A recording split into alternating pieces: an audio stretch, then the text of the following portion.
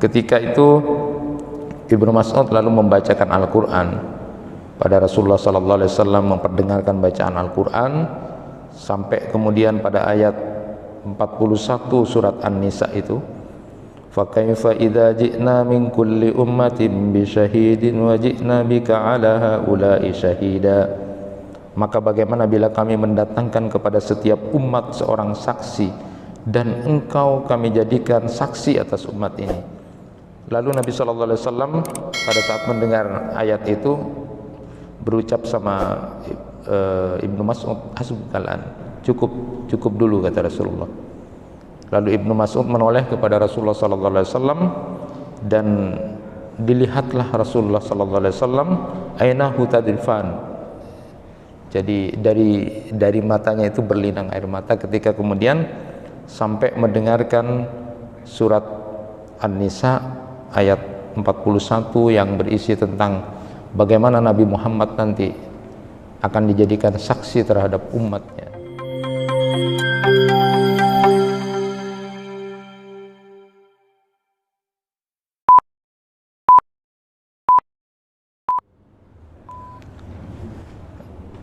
Assalamualaikum warahmatullahi wabarakatuh. Alhamdulillahi rabbil alamin, wa bihi nasta'inu ala umurid dunya waddin. Ashhadu an la ilaha illallah wahdahu la syarika lah, wa ashhadu anna Muhammadan abduhu wa rasuluh. Allahumma salli wa sallim ala nabiyyina Muhammad wa ala alihi wa ashabihi ajma'in. Rabbi shrah li sadri wa yassir li amri wahlul 'uqdatam min lisani yafqahu qawli. Amma ba'd. Jemaah kuliah subuh yang dirahmati Allah, selalu kita bersyukur pada Allah Subhanahu wa taala. Hari ini masih diberikan kesempatan oleh Allah untuk bisa menikmati hidup dan kehidupan ini yang merupakan ladang bagaimana nasib kita nanti di akhirat. Kalau di dalam Al-Qur'an Allah Subhanahu wa taala menyebut innal insana li rabbih lakanud. Mudah-mudahan kita tidak termasuk orang-orang yang kanud. Jadi manusia itu terhadap Tuhannya itu kanud. Kanud itu adalah manusia yang selalu menghitung-hitung musibah, selalu menghitung-hitung penderitaan, selalu menghitung-hitung kesusahannya, dan dia hampir banyak tidak melihat nikmat-nikmat Allah yang sudah diberikan banyak kepadanya. Dia sudah mendapatkan banyak nikmat sebenarnya, tapi dia tidak pernah hitung itu. Tetapi yang dia hitung, yang dia pikir adalah susahnya, sedihnya. Itu adalah kanud. Manusia itu banyak yang seperti itu. Maka selalulah bersyukur kepada Allah Subhanahu wa taala, hatta sampai Allah memberikan kesempatan umur kita bisa menghirup udara segar di pagi hari ini, bisa melaksanakan ibadah kepada Allah. Itu merupakan kenikmatan yang luar biasa. Kita tahu bahwa saat WHO, Badan Dunia, itu merilis tentang harapan hidup manusia atau umur hidup manusia itu di zaman sekarang, laki-laki itu umurnya paling panjang 69 tahun, sedangkan perempuan itu umurnya paling panjang 74. Itu angka harapan hidup manusia modern. Jadi bapak dan ibu bisa sekedar banding-bandingkanlah sekarang sudah berapa umurnya gitu. Walaupun umur itu rahasia Allah, tidak ada hubungannya dengan itu, tetapi angka rata-rata yang kemudian dirilis oleh WHO itu 69 tahun untuk laki-laki dan 74 untuk perempuan. Nah, jemaah yang dirahmati Allah, ada yang menarik sedikit di antara sebagian sebab kenapa kemudian banyak perempuan yang lebih panjang umurnya daripada laki-laki, angka harapan hidupnya, yang laki-laki 69, yang perempuan 74, banyak sebabnya. Salah satu yang menarik itu sebabnya karena perempuan itu suka menangis. Saya tidak tahu kenapa perempuan banyak suka menangis, apa dibuat nangis oleh suaminya atau karena anaknya atau mikir apa. Tetapi yang jelas ada yang menarik bahwa salah satu di antaranya sebabnya adalah perempuan suka menangis. Nah, jemaah yang dirahmati Allah, berbicara sedikit tentang menangis sebelum kita pada kajian ini. Menangis itu sesuatu yang sebenarnya secara spiritual itu di dalam bahasa agama itu diajarkan. Misalnya nanti akan ada di akhirat 3 mata yang tidak akan pernah menangis di saat semua manusia menangis. Karena dahsyatnya hari penghisapan itu, banyak orang yang ketakutan tentang akhirat itu. Tapi ada 3 mata yang kemudian tidak menangis itu. Nah, 3 mata yang tidak menangis itu adalah mata-mata yang kemudian selama di dunia. Yang pertama adalah mata yang selalu menangis karena takut kepada Allah Subhanahu wa taala. Yang kedua adalah mata yang selalu dijaga untuk tidak melihat sesuatu yang diharamkan oleh Allah. Dan yang ketiga adalah mata yang digunakan untuk selalu begadang bermunajat kepada Allah di malam hari untuk bisa bertemu dengan Allah Subhanahu wa taala, terutama di sepertiga malam. Itulah mata-mata yang kemudian tidak akan menangis. Dan ternyata secara medis salah satu di antara manfaat menangis itu adalah mengeluarkan racun-racun atau mengeluarkan toksin ya dalam tubuhnya melalui air mata itu. Sehingga kalau bapak-bapak ingin juga menyayangi umurnya lebih panjang daripada ibu atau sama dengan ibu, sukalah menangis gitu ya. Suka menangis, tapi tidak usah minta dicubit sama ibunya atau dimarahi sama ibunya, karena ada banyak bapak-bapak juga yang termasuk kelompok isti ya, kelompok ikatan suami takut istri, banyak juga yang kemudian dibuat nangis oleh istrinya. Tetapi ini hanya sekedar sebuah candaan, tetapi candaan penting juga dalam spiritual supaya kita juga rajin menangis dalam 3 hal itu. Bahkan Nabi kita Nabi Muhammad SAW pun banyak di dalam riwayat itu diceritakan pernah menangis. Di antaranya adalah beliau saat mendengarkan bacaan Al-Quran menangis. Ada satu riwayat ketika beliau meminta kepada Ibnu Mas'ud, "Iqra' alayya al-Quran," bacakan aku Quran katanya. Beliau minta kepada Ibnu Mas'ud untuk dibacakan Al-Quran itu. Sampai kemudian Ibnu Mas'ud itu sedikit heran atau kemudian kaget juga dibilang begitu. "Ya Rasulullah, aqra'u 'alaika wa 'alaika unzila." Ya Rasulullah, aku akan baca Quran untuk kamu padahal Quran itu diturunkan dari kamu gitu ya. Lalu kemudian qala inni uhibbu an asma'ahu min ghairi. Rasulullah kemudian menyebut, sungguh aku suka mendengarkan bacaan Quran itu dari selainku. Nah, ketika itu Ibnu Mas'ud lalu membacakan Al-Quran pada Rasulullah SAW, memperdengarkan bacaan Al-Quran sampai kemudian pada ayat 41 surat An-Nisa itu, fa kaifa idza ji'na min kulli ummatin bi syahidin wa ji'na bika 'ala haula'i syahida. Maka bagaimana bila kami mendatangkan kepada setiap umat seorang saksi dan engkau kami jadikan saksi atas umat ini. Lalu Nabi SAW pada saat mendengar ayat itu berucap sama Ibnu Mas'ud, hasbukalan, cukup dulu kata Rasulullah. Lalu Ibnu Mas'ud menoleh kepada Rasulullah SAW dan dilihatlah Rasulullah SAW, ainahu tadrifan. Jadi dari matanya itu berlinang air mata ketika kemudian sampai mendengarkan surat An-Nisa ayat 41 yang berisi tentang bagaimana Nabi Muhammad nanti akan dijadikan saksi terhadap umatnya. Itulah luar biasanya seorang pemimpin yang luar biasa. Nabi Muhammad adalah orang yang paling mulia nanti di akhirat itu. Juga ingat bagaimana nanti akan mempersaksikan dirinya sebagai seorang nabi dan rasul buat umatnya itu.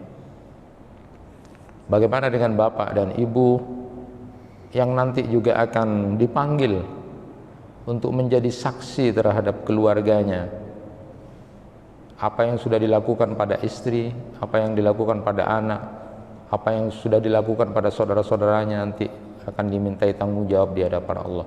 Allah akan memanggil masing-masing dengan tanggung jawabnya. Rasulullah menangis ketika mendengarkan ayat itu. Jadi ketika Rasulullah mendengar ayat-ayat Al-Quran pun beliau menangis. Rasulullah pernah menangis ketika menjenguk sahabat yang sedang sakit. Ibnu Umar bercerita saat Sa'ad bin Ubadah sakit, ya, saat Sa'ad bin Ubadah itu sakit, lalu Nabi SAW bersama Abdurrahman bin Auf, Sa'ad bin Abi Waqqas dan Ibnu Mas'ud menjenguk. Nabi mendapati Sa'ad bin Ubadah ini sedang pingsan. Lalu ada yang mengatakan meninggal, enggak, belum gitu. Lalu Rasulullah SAW mendengar percakapan itu, melihat Sa'ad bin Ubadah, Nabi menangis. Sahabat juga ada yang menangis. Jadi wajar kalau suatu saat kita melihat menjenguk orang sakit, saudara kita, famili kita, orang yang kita kenal, lalu kemudian terasa penderitaan dia, lalu kita merasakan menangis, sedih. Wajar. Rasulullah SAW menyatakan, "Ala tasma'un innallaha la yu'adzibu bidam'il ain wala bihusnil qalbi walaki yu'adzibu bihada wa asyara ila lisanihi aw yarham." Muttafaq alaih. Tidakkah kalian mendengar, kata Rasulullah, sungguh Allah tidak mengazab seseorang karena air mata, karena sedihnya hati, tetapi dia mengadab karena ini, katanya. Rasulullah lalu kemudian menunjukkan ke lisan, atau dia memberikan rahmatnya. Jadi Rasulullah menyatakan Allah tidak mengadab seseorang karena dia menangis, Allah tidak mengadab seseorang karena dia sedih hatinya, tapi Allah banyak mengadab karena lisannya. Jadi hati-hati dengan lisan itu. Itu yang kemudian ditunjukkan oleh Rasulullah SAW. Tetapi kita belajar dari ini, Rasulullah menangis saat melihat seorang sahabat yang begitu merasakan penderitaan saat dia sakit. Rasulullah juga menangis saat kemudian berpikir tentang nasib umatnya, dan ini sudah sering pernah saya sampaikan dari Abdullah bin Amr bin As, saat Nabi SAW membaca kisah Ibrahim alaihissalam, juga kisah dari Isa alaihissalam di Quran surat Ibrahim ayat 36, ketika Nabi Ibrahim menyatakan, Rabbi innahunna adlanna katsira minan nas faman tabi'ani fa innahu minni. Ya Rabb, berhala-berhala itu telah menyesatkan banyak manusia, barang siapa mengikutiku maka orang itu termasuk golonganku. Jadi ini berbicara tentang nasib umatnya kalau kemudian masih menyembah berhala-berhala itu. Lalu kemudian ucapan Nabi Isa alaihissalam di dalam Quran surat Al-Maidah 118, in tu'adzibhum fa innahum ibad wa in taghfir lahum fa innaka antal azizur hakim. Jika engkau menghazabnya maka sesungguhnya mereka adalah hamba-hambamu ya Allah, dan jika engkau mengampuni maka sesungguhnya engkau adalah maha mulia dan maha bijaksana. Nah, lalu Nabi ketika membaca ayat ini, ketika membayangkan bagaimana Nabi Isa alaihissalam mendoakan umatnya agar kemudian jangan sampai diadab karena mereka adalah hamba-hambamu ya Allah, jangan diadab gitu. Itu perkataan dari Nabi Isa. Dan jika engkau mengampuni maka sesungguhnya engkau adalah maha mulia dan maha bijaksana. Baca itu, ketika membaca itu Rasulullah SAW langsung mengangkat tangannya berdoa kepada Allah sambil menangis, Allahumma ummati ummati, Allahumma ummati ummati. Jadi Rasulullah ketika membayangkan bagaimana Nabi Isa itu mendoakan umatnya supaya tidak diazab karena mereka juga adalah hamba-hambamu, maka Rasulullah SAW lalu kemudian berhenti, lalu kemudian mengangkat tangan sambil menangis, Allahumma ummati ummati, nangis Rasulullah. Sampai kemudian disebutkan, faqala Allahu azza wa jalla, ya Jibril idhab ila Muhammad wa rabbuka a'lam fasalhu ma yubkihi. Lalu Allah Azza wa Jalla menyatakan, Jibril coba pergi kepada Muhammad, walaupun Allah sudah tahu. Tanya apa yang membuat dia menangis. Fa'atahu Jibril fa akhbarahu Rasulullah sallallahu alaihi wasallam bima qala wa huwa a'lam. Faqala Allah Subhanahu wa taala, ya Jibril idhab ila Muhammad faqul inna sanurdika fi ummatika wala nasu'aka. Rawahu Muslim.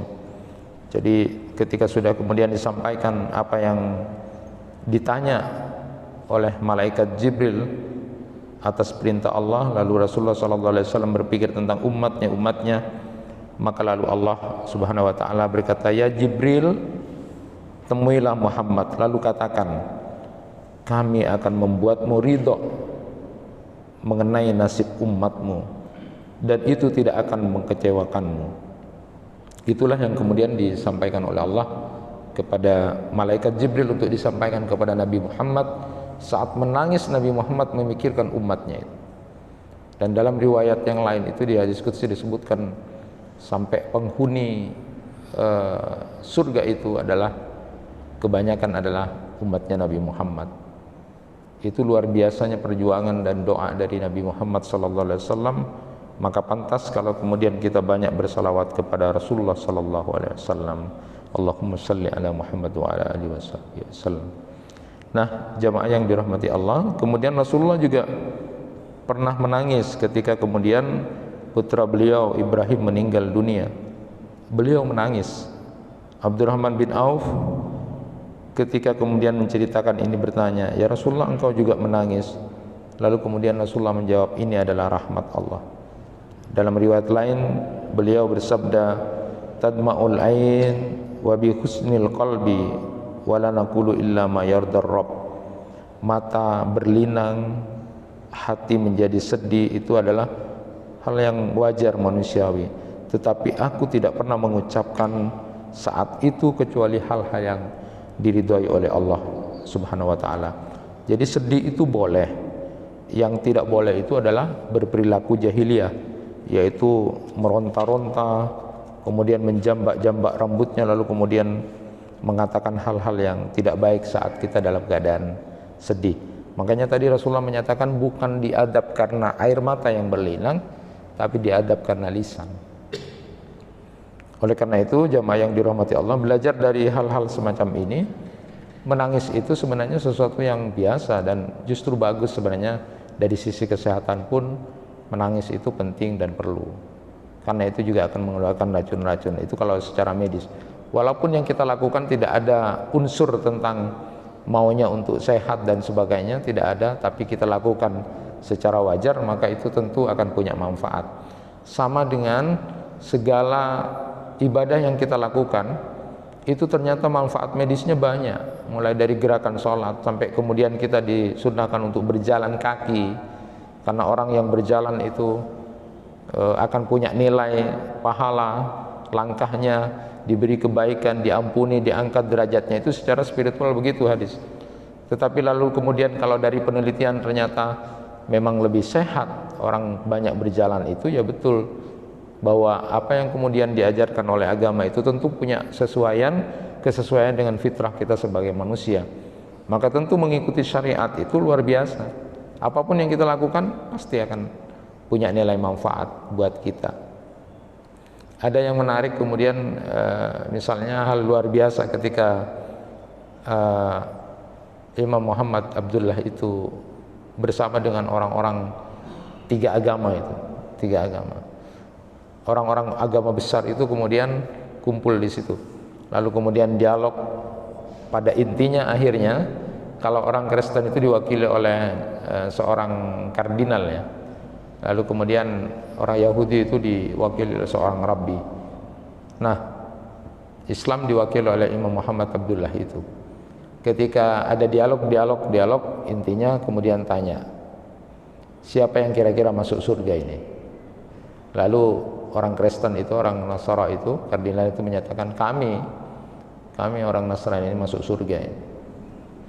Nah, ketika juga Rabi dari Yahudi itu menyatakan, siapa yang masuk surga kira-kira ini? Kan berebut mau masuk surga semuanya. Lalu kemudian dijawab oleh Rabi itu, kami orang Yahudi yang masuk surga itu. Lalu kemudian giliran Imam Muhammad Abdullah ini kemudian menjawab dengan ringkas, padat, dan luar biasa jawabannya.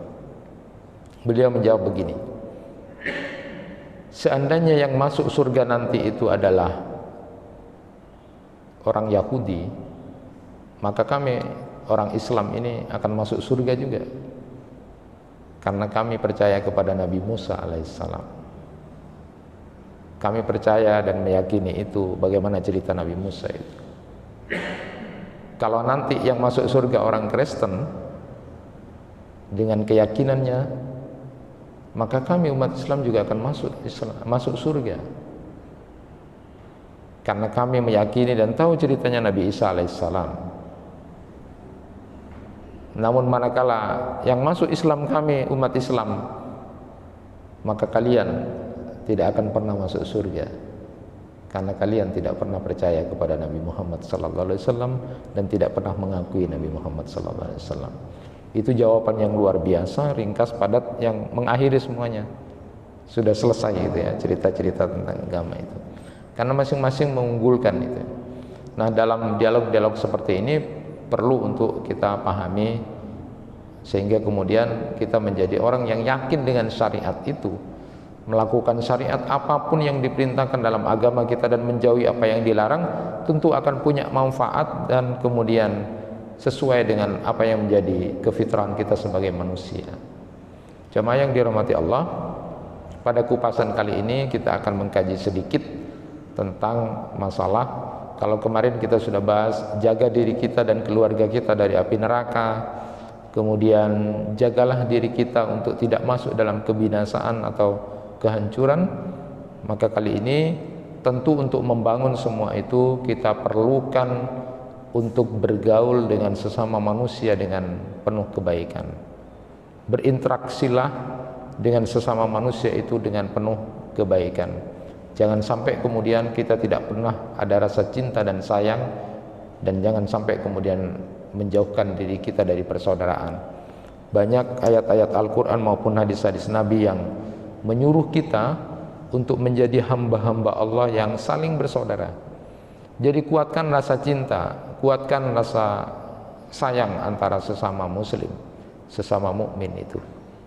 Maka kalau Syekh Muhammad Al-Munkadir itu menyatakan begini, ma baqiya minad dunya illa salasin. Dunia ini yang tinggal nikmatnya cuma ada 3 saja sebenarnya, kata beliau. Qiyamul lail, wa liqa'il ikhwan, wa salatin fi jama'atin. Dunia ini sebenarnya nikmatnya tinggal cuma 3 saja. Yang pertama itu adalah salat malam. Karena ada syariat perintah salat malam, kita senang bisa berbincang, bisa berdialog, bisa berkhalwat dengan Allah. Kemudian yang kedua, bisa bertemu dengan sesama muslim ini. Bisa bertemu dengan orang-orang itu adalah sesuatu yang luar biasa. Dan kemudian salat jamaah, salat dalam jamaah. Jadi dunia itu sudah tidak ada nikmatnya itu sebenarnya. Cuma ada 3 itu saja. Kalau tidak ada itu sudah tidak nikmat dunia. Itu bagi orang-orang yang beriman. Maka tentu salah satu usaha untuk kita salat jamaah ini adalah membangun interaksi sosial supaya hati kita selalu mencintai, sayang kepada saudara-saudara kita sesama muslim. Maka banyak kitab-kitab itu yang berbicara tentang suluk pada Allah itu, bagaimana kemudian kita berjalan menuju Allah itu. Yang pertama kali dilakukan adalah pembersihan hatinya dibersihkan dari hal-hal yang tidak baik. Jadilah hamba-hamba Allah yang kemudian senang untuk saling bersaudara dan saling mencintai. Mari kita perhatikan hadis yang ada di dalam kitab Al-Arba'in itu, hadis ke-35, perintah untuk kita menjadi hamba-hamba Allah yang bersaudara. Dan ini sudah sering kita dengar, tetapi perlu dan selalu ingin saya sampaikan untuk terus mengingatkan. Wa tawassaw bil haqq wa tawassaw bis sabr. Teruslah mengingatkan, karena mengingatkan itu fadzakir wa dzikratan fa'al mu'minun. Jadi selalulah mengingatkan, karena mengingatkan itu adalah bermanfaat buat orang yang beriman. An Abi Hurairah radhiyallahu an, qala Rasulullah sallallahu alaihi wasallam, la tahasadu wa la tanajasu wa la tabaghadu wa la tadabaru wa la yabi ba'dukum ala bai ba'din wa kunu ibadallahi ikhwana. Al muslim akhul muslim, la yadlimuhu wa la yakhdhuluhu wa la yakdibuhu wa la yahqiruhu. At-taqwa hahuna wa yusiru ila sadrihi salasa marrat bihasbi imri'in minas syarri ay yahqira akhahul muslim. Kullul muslim alal muslim haramun damuhu wa maluhu wa irduhu. Jemaah yang dirahmati Allah, di hadis ini Rasulullah sallallahu alaihi wasallam mengajarkan kepada kita bagaimana berinteraksi dengan sesama muslim. Ini hadisnya kayaknya sederhana, tetapi kemudian sering terjadi di antara kita. Jadi hampir kemudian penyakit hati inilah yang kemudian membahayakan ibadah yang kita lakukan, manakala kemudian kita tidak lawan untuk dibersihkan. Pertama, Rasulullah sallallahu alaihi wasallam menyebutkan la tahasadu, jangan saling mendengki. Jadi kalau di ilmu syaraf itu ada kesalingan ini, satunya dengki, satunya juga dengki, satunya bilang tinara.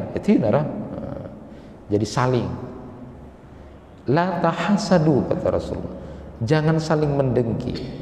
Nah, tingkatan dengki itu paling tidak ada 3 ya, dari beberapa ulama itu disebutkan. Pertama, Ibnu Taimiyah itu dalam Majmu' Fatwanya menyatakan sekedar membenci apa yang dilihat dari kenikmatan, keutamaan yang diterima saudaranya, itu sudah dengki. Bapak, ibu muncul sekedar benci, sekedar benci terhadap nikmat yang diterima oleh saudara kita, itu sudah dengki. Kok dia dapat itu sekedar benci, itu tingkatan paling rendah. Yang kedua itu di Tahdhibul Akhlaq itu Al-Jaiz menyatakan dengki itu atau hasad itu sakit hati dari apa yang dia lihat pada orang yang mendapatkan kenikmatan atau keutamaan. Jadi ini lebih parah lagi. Kalau tadi sekedar benci, kalau yang kedua ini tingkatannya sakit hatinya ketika saudaranya menerima nikmat. Mak nyaman. Engkau. Dan yang ketiga itu Ibnu Manzur itu di Lisanul Arabnya itu, hasad itu engkau berangan-angan menginginkan nikmat itu hilang dari saudaramu dan pindah pada dirimu. Itu tingkatan dengki yang paling tinggi itu. Jadi kalau tadi itu sekedar benci, tak senang dia dapat nikmat. Yang kedua, sakit hatinya, itu lebih parah lagi. Nanti bisa kita ingin mengoreksi mental. Ibnu Jauzi itu kan pernah menyatakan begini, pernah berseteru dengan seorang kakek. Padahal orang ini bagus ya, sholatnya bagus, ngaji bagus, sholat bagus. Makanya disebutkan orang itu berubah ketika urusan dunia. Walaupun kemudian sholatnya bagus, ngajinya bagus, tapi kalau urusan dunia sudah berubah tuh. Nah, hati-hati katanya. Nah, ini untuk mengukur kita, karena surga itu kan dimasuki oleh orang-orang yang hatinya bersih. Ya, ada satu riwayat yang sudah kita pahami bersama, seorang pemuda yang luar biasa itu, biasa saja, tapi ternyata keutamaannya adalah punya hati yang bersih. Nah, tingkatan yang ketiga tadi disebutkan, engkau malah berangan-angan nikmat yang diterima oleh saudaranya itu harusnya ke saya itu. Harusnya ke saya. Kalau yang kedua itu sakit hati dan ingin nikmat itu hilang dari saudaranya, hati-hati. Maka Rasulullah mengingatkan pertama kali itu dalam interaksi sosial itu, la tahasadu, jangan saling mendengki. Kita mungkin kelihatan bersama sholat, kita kelihatan sama-sama ngaji Quran, wes pokoknya ibadahnya kelihatan bagus-bagus. Tapi manakala masalah hati, itu beda-beda sudah. Kita sama sekali kemudian tidak mengikuti Nabi. Ini berat ya. Makanya melakukan perintah itu lebih gampang daripada menjauhi larangan ya. Ada seorang peneliti itu menyatakan orang itu untuk melihat apa yang dilakukan perintah-perintah itu gampang, semua orang bisa. Orang jahat mau sholat bisa, orang jahat mau ke haji bisa, orang munafik mau ke haji, mau sholat, mau ngaji bisa itu. Tapi ketika manakala itu berhadapan dengan masalah larangan, itu tidak semua orang bisa. Nah, jamaah yang dirahmati Allah, di dalam Quran surat Ali Imran ayat 120 itu digambarkan. Jadi model orang yang dengki itu sebenarnya adalah intamsaskun hasanatun tasuhum wa intusibkum sayyi'atun yafrahu biha. Jika kamu mendapati kebaikan, niscaya mereka bersedih hati, tetapi jika kamu dapat bencana, mereka bergembira karenanya. Jadi gambaran hasad itu begitu. Orang dapat nikmat sedih, kalau dia dapat kesedihan musibah kita senang. Itu ciri-ciri orang yang hasad. Kenapa orang itu menjadi hasad? Menurut Imam Al-Mawardi itu dalam kitab Adabud Dunya wad Dinnya itu, orang menjadi hasad itu pertama karena kebencian, karena rasa permusuhan yang tidak habis-habis. Dan ini adalah hal yang paling tidak disukai Allah, aladul hisam. Jadi yang paling tidak disukai Allah, yang paling tidak disenangi Allah, tak mare-mare Pak, tidak habis-habis. Tapi hebatnya dia merasa ibadah terus sama Allah, bagus, tapi urusan ini tidak selesai-selesai. Nah, inilah yang kemudian ada kontraproduktif dari apa yang kita lakukan sebagai seorang hamba yang sudah merasa beribadah pada Allah baik, tapi hati kita itu tidak bagus.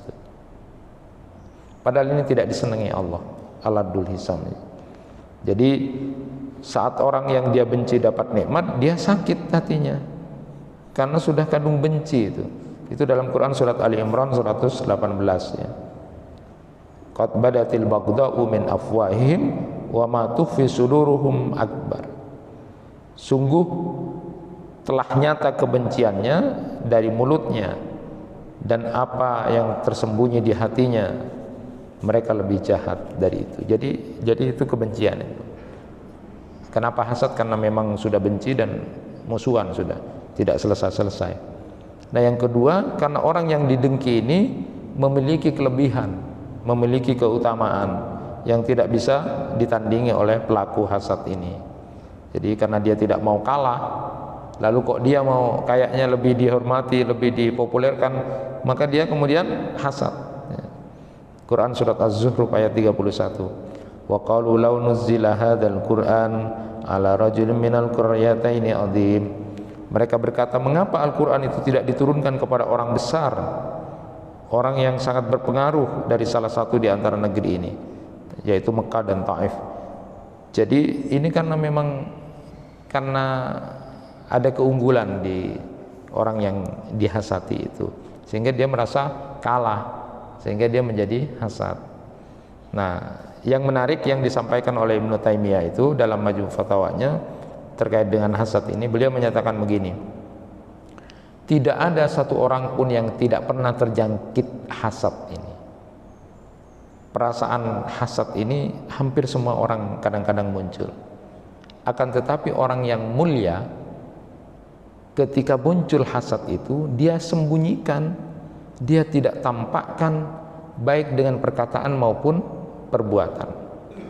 Sedangkan orang yang tercela itu adalah menampakkan, baik dengan perkataan maupun perbuatan. Jadi kita ini, kata Ibnu Taimiyah ini, hampir-hampir tidak ada yang tidak pernah merasa benci karena saudaranya dapat nikmat, mak nyaman, ini segala macam, hampir semuanya. Tetapi orang yang mulia ketika muncul begitu, tidak ditampakkan dengan perkataan maupun perbuatan. Tetapi kalau orang tercela, dia akan tampakkan dengan kata-kata maupun perbuatan. Tinggal kita pilih menjadi orang mulia atau tidak. Jadi perkara ini memang sulit untuk dihindari, namun bila tidak memiliki hasad ini, maka jauh lebih sempurna, karena dia akan menjadi ahli surga yang hatinya bersih. Itu yang disampaikan oleh Ibnu Taimiyah. Rasulullah sallallahu alaihi wasallam bersabda, "Idza dhananta fala tuhaqqiq wa idza hasadta fala tabghi." Jika engkau menduga, jangan pastikan, jangan menuduh. Dan jika engkau hasad, jangan diikuti dengan keburukan-keburukan. Jadi kalau orang hasad biasanya nyacae pak, menjatuhkan dan sebagainya. Maka kalau kita sedang muncul hasad itu, jangan diikuti dengan keburukan-keburukan. Itu orang yang mulia. Dan Rasulullah sudah menyatakan itu, wa idza hasadta fala tabki. Kalau kamu muncul itu, jangan diikuti dengan keburukan-keburukan. Kenapa? Karena itu akan berbahaya buat amal-amal kita, menjadi terkikis gara-gara kita hasad. Dan ketahuilah bahwa hasad ini merupakan karakternya orang Yahudi, tabiatnya orang Yahudi. Jadi kalau ada orang yang benci dengan orang ini begini, orang Yahudi, tapi dirinya sendiri dia suka hasad, maka sebenarnya dia niru karakternya orang Yahudi itu. Kayaknya paling banter tentang Yahudi, tidak suka gini, ini Zionis ini segala macam. Tapi dia dalam interaksi sosial suka dengki. Maka itu sebenarnya karakternya orang Yahudi itu. Jadi kalau suka dengki itu adalah karakter orang Yahudi. Itu dalam Quran surat Al-Baqarah 109. Wadda katsirun min ahlil kitab law yaruddunakum min ba'di imanikum kuffara hasadan min indi anfusihim. Bisa juga dibaca di Quran surat An-Nisa ayat 54. Allah Subhanahu wa taala mencela karakter orang Yahudi. Am yahsudunan nasa ala ma atahumullahu min fadli. Itu tentang hasad. Orang Yahudi itu begitu. Orang yang kemudian hasad ini akan terjatuh pada 3 kerugian besar. Pertama, dia tidak menerima takdir Allah, dan ini berkaitan dengan iman, berbahaya. Jadi kalau orang dengki itu kan dia tidak terima. Dia tidak terima dengan takdir Allah, dan itu bahaya itu. Karena sudah kaitannya dengan masalah iman. Man lam yarda bi qada'i falyaltamis rabban siwaya. Siapa yang tidak ridho dengan keputusanku, maka cari aja Tuhan yang lain. Ini berat ya. Jadi sebagian salaf itu mengatakan, barang siapa yang ridho pada ketentuan Allah, tak akan ada seorang pun yang membencinya. Dan siapa yang qanaah terhadap pemberian Allah, rasa hasad tidak akan masuk padanya. Ada orang yang kemudian menggambarkan begini, ini buat syukur kita Bapak dan Ibu sekalian. Orang mati itu, orang pertama kali masuk alam barzah itu, masuk mati pertama itu digambarkan, qala rabbirji'un la'alli a'malu shalihan fima taraktu. Mereka itu orang-orang yang kemudian masuk ke alam barzah pertama kali itu adalah minta dikembalikan kepada dunia, minta dikembalikan lagi ke dunia ini. La'alli a'malu shalihan fima taraktu. Mereka ingin kemudian melakukan amal saja. Keinginan mereka cuma mau tidak menyia-nyiakan waktu. Mereka orang yang sudah mati pertama kali sampai di alam kubur itu, mereka kemudian sadar tentang persiapan akhirat itu. Sebelum kiamat terjadi, mereka tahu sudah ditampakkan. Lalu harapan mereka satu saja, dikembalikan ke dunia saja untuk bisa beramal. Tidak ingin apa-apa, untuk bisa beramal saja. Lah kita ini sedang hidup, kita ini sedang seperti yang diinginkan oleh yang sudah mati itu. Tidak ingin apa-apa yang mati itu, cuma mau kembali lalu melakukan amal, tidak pingin macam-macam tuh. Lah kita ini sedang hidup, sedang bernafas, ingin itu, pingin ini. Tidak belajarkah dari itu? Maka jangan pernah kemudian ada rasa tidak terima dengan takdir Allah, karena ini persoalan iman. Hati-hati, bisa terjebak dari hanya persoalan hasad tadi tentang nikmat saudaranya. Hati-hati. Yang kedua, jelas akan menghapus amal-amal kebaikannya sendiri. Sudah sering kita dengar hadis Nabi, iyakumal hasada fa innal hasada yaqul hasanat kama taqulun narul hatab. Jauhi oleh kamu hasad, karena dengki itu atau hasad itu adalah memakan banyak kebaikan, sebagaimana api memakan kayu bakar. Kalau kita setiap hari hatinya dengki, rasa benci, permusuhan karena saudaranya mendapatkan nikmat, lalu kita sholat, lalu kita, tapi tiba-tiba nanti di catatan Allah banyak yang hilang, Apa itu? Karena ternyata hati kita yang membuat amal itu menjadi terhapus, kita sendiri. Dan tentu akan menyeret pelaku hasad ini pada kekufuran karena tidak merasa bersyukur kepada Allah Subhanahu wa taala. Jadi sifat ini berbahaya, bisa mengotori persaudaraan sesama muslim. Padahal Rasulullah menyatakan la yu'minu ahadukum hatta yuhibba li akhihi kama yuhibbu li nafsi. Tidak sempurna imannya, tidak dikatakan beriman seseorang di antara kalian kalau belum mencintai saudaranya sebagaimana mencintai dirimu sendiri. Rasulullah sallallahu alaihi wasallam mengingatkan untuk menjadi orang yang lapang dada ya, dalam setiap pemberian, agar kita jadi orang kaya secara hakiki. Warda bima qasamallahu laka takun agnanan nas. Terimalah apa yang Allah berikan padamu, niscaya engkau akan menjadi manusia yang paling kaya. Jadi untuk ingat itu, untuk ingat nerima qanaah itu, orang mati itu loh pingin hidup hanya untuk beramal, tidak pingin macam-macam lah. Kok kita pingin kurang ini, pingin ini segala macam. Nah yang terakhir itu nasihat Ibnu Sirin, dan ini sudah pernah saya sampaikan juga, aku tidak pernah dengki pada siapapun dalam urusan dunia, karena apabila aku mendengki orang itu ternyata seorang ahli surga, betapa bodohnya aku membenci ahli surga.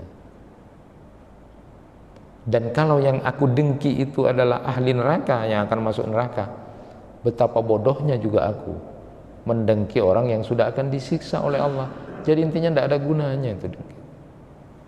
Justru akan menyusutkan amal kita. Di sisi lain memang kita dianjurkan untuk berlindung dari kejahatan orang yang dengki. Wa min syarri hasidin idza hasad. Mintalah terus kepada Allah agar terlindungi dari jahatnya orang yang dengki. Karena jahatnya orang dengki itu tiba-tiba sampai bunuh bisa, Pak. Kita tidak tahu apa-apa, ternyata dia marah, ternyata dia benci. Maka teruslah berlindung kepada Allah dari jahatnya orang dengki. Karena tiba-tiba kan dia ternyata dengki, suruh nyihir orang, suruh begini, suruh jatuhkan dan sebagainya, karena kebencian. Maka teruslah minta kepada Allah terhindar dari kejahatan orang-orang yang mendengki.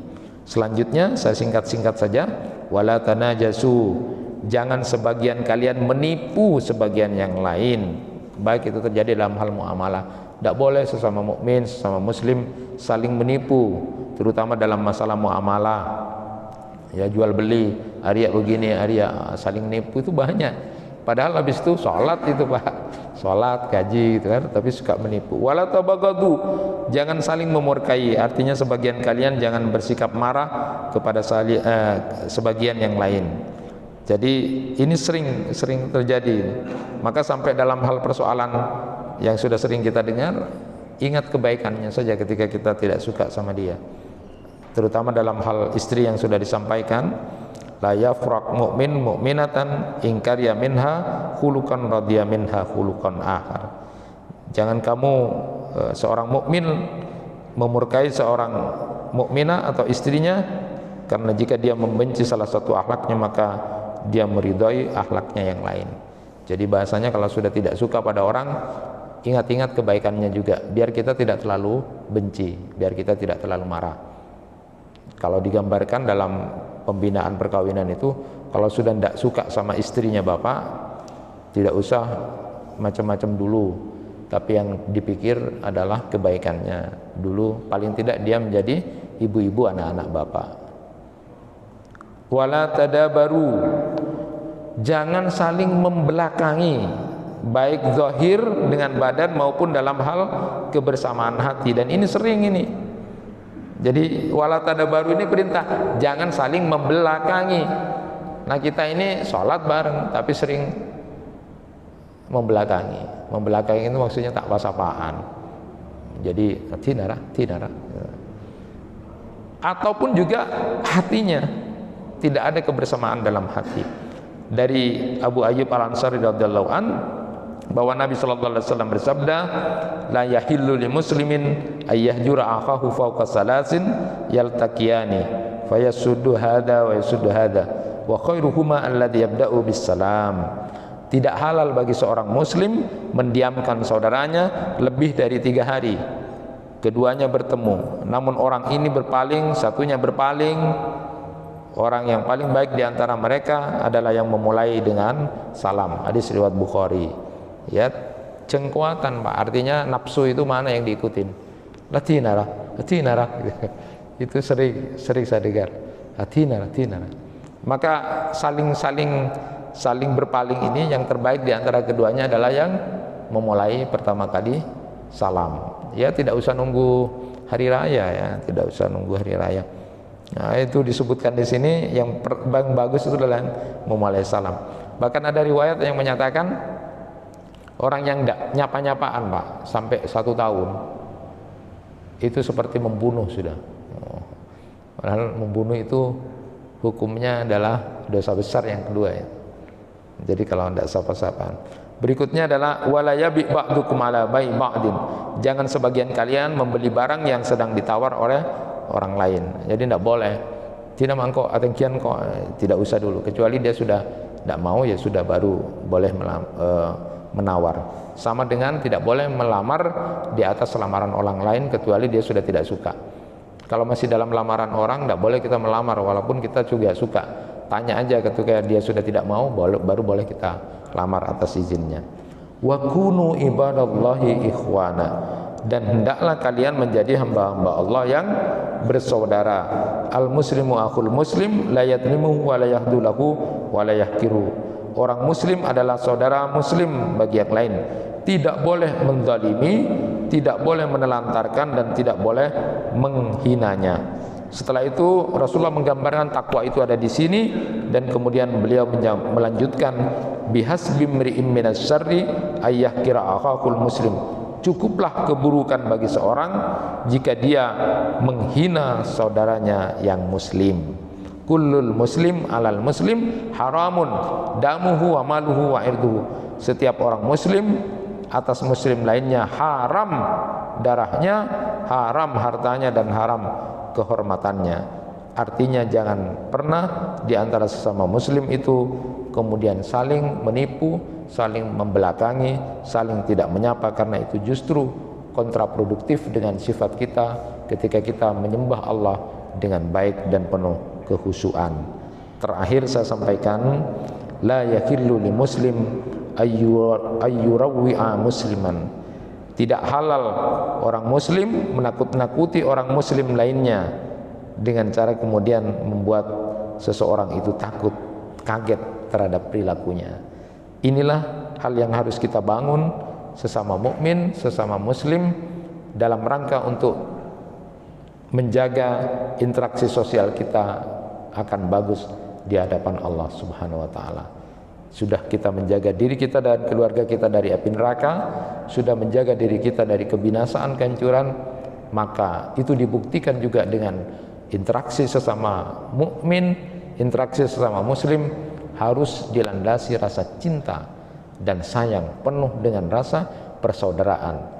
Jangan tanamkan, jangan kemudian taruh kebencian, kedengkian dalam hati kita, karena secara agama juga itu akan berbahaya. Bahkan secara medis, orang-orang yang banyak dihantui dengan rasa sakit, benci, atau penyakit-penyakit hati akan justru tidak baik pada dirinya secara fisik dan medis. Itu yang bisa disampaikan, mudah-mudahan bermanfaat. Subhanakallahumma wa bihamdika asyhadu an la ilaha illa anta astaghfiruka wa atubu ilaik. Kurang lebihnya mohon maaf. Wassalamualaikum warahmatullahi wabarakatuh.